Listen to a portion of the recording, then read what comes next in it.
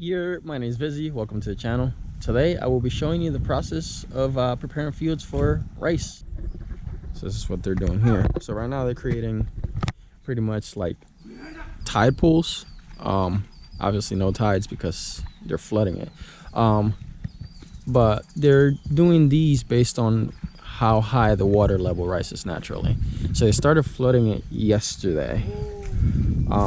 And that one got to that level naturally. This one obviously goes higher, so they're gonna do another loop up higher, and they only make it to where the water rises naturally.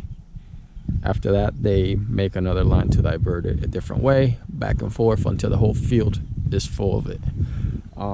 And what that does is it retains water in each of these pools for a couple of days. And since rice likes swampy areas, it prepares the soil for them. They like the soil to be, they let the soil rot a little bit with the water. And after that, they till it, sort of like he's doing over here.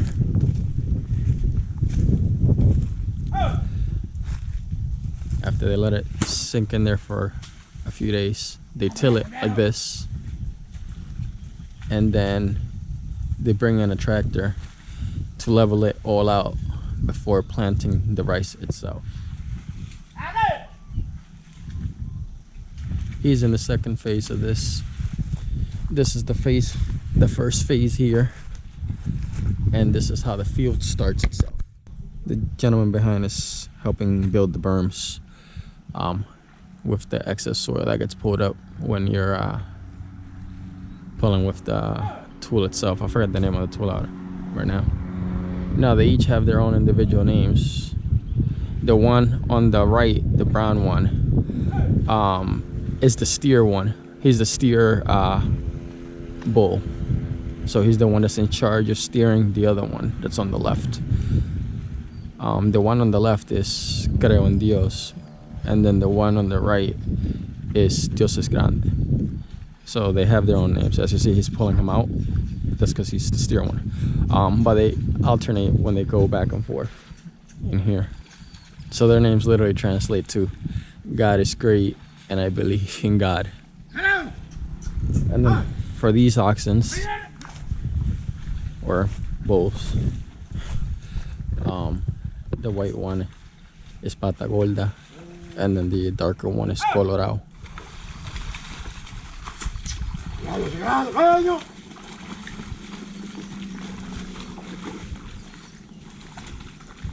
And then he has a whip that he just taps him with pretty much. He doesn't really hit him. But just obviously it tapping them gets them moving a little bit better. Because sometimes they don't like to listen because they're stubborn. So now he's making a second one based on that water line that I was telling you earlier. So now he's going to follow that line all the way up there, you see, up to there, to make a new pool.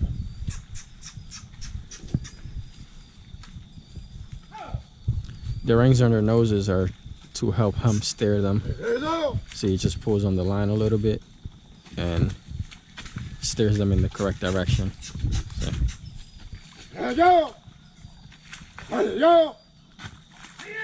See, he calls their names, pulls a little bit on it, and then they turn the direction that he wants them to. This is the canal that supplies all of those fields. It goes from further up, I'm not sure exactly where, but it comes down through here, and when they need to flood the field, they put that, which is part of a palm tree, and then they divert the water into the field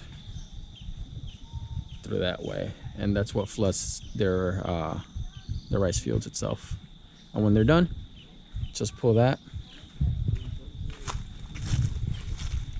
and you're set. So this is step 2 of that process.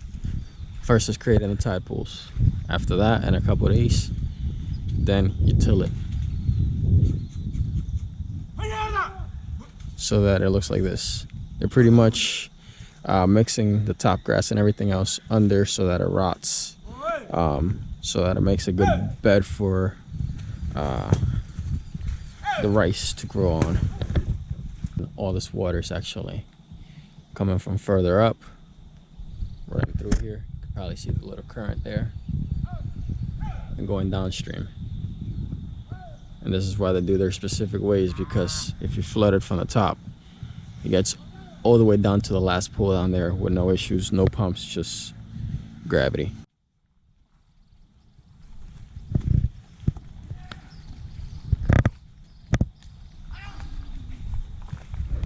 Seeing mangroves. They eat good here. Once the rice is planted, the field is flooded again. The water itself helps the rice protect itself from extreme heat or from extreme cold. And it takes approximately 4 months until it's ready for harvesting. Well, that was that process. If you like that, like, comment, share, subscribe, and catch you on the next one.